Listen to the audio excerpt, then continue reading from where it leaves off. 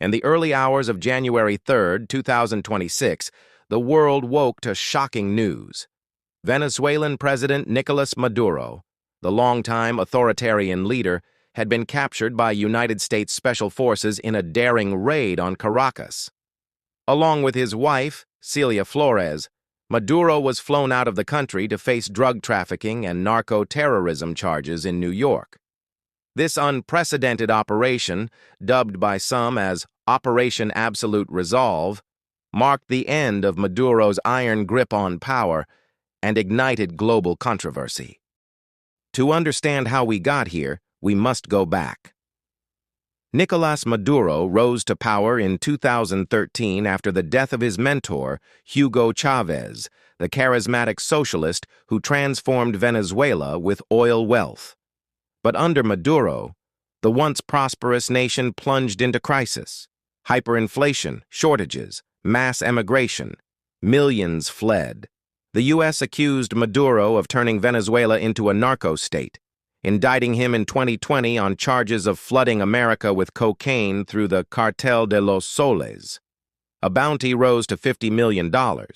Tensions escalated under President Trump's second term, with naval buildups and sanctions.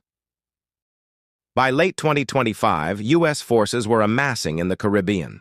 Trump demanded Maduro step down, citing stolen oil and drug trafficking. A private phone call in November served as an ultimatum.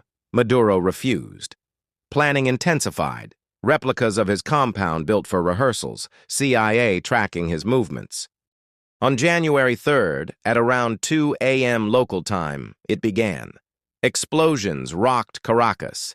U.S. airstrikes targeted air defenses and military sites, including Fuerte Tiuna, Venezuela's largest base near Maduro's residence.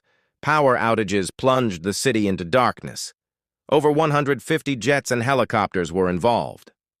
Reports say at least 80 died, including civilians and 32 Cuban advisors protecting Maduro. Delta Force operators breached the fortified compound. Maduro and his wife tried to reach a steel safe room, but U.S. troops were too fast. They surrendered without major resistance on their part. Handcuffed and blindfolded, they were helicoptered to the USS Iwo Jima.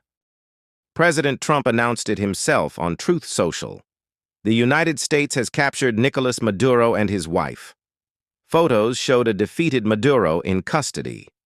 By evening, he arrived in New York, escorted by DEA agents to a Brooklyn detention center.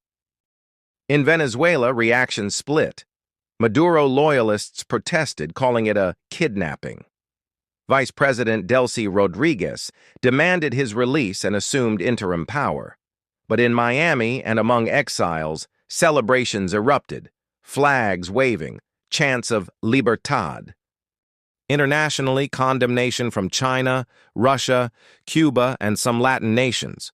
Praise from others tired of Maduro's regime. Trump vowed U.S. involvement in Venezuela's future, invoking oil reserves and stability.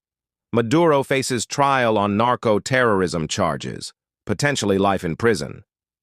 The capture of a sitting president by foreign forces is historic, echoing Noriega in Panama. What comes next for Venezuela? Democracy, chaos, or something in between? One era ends.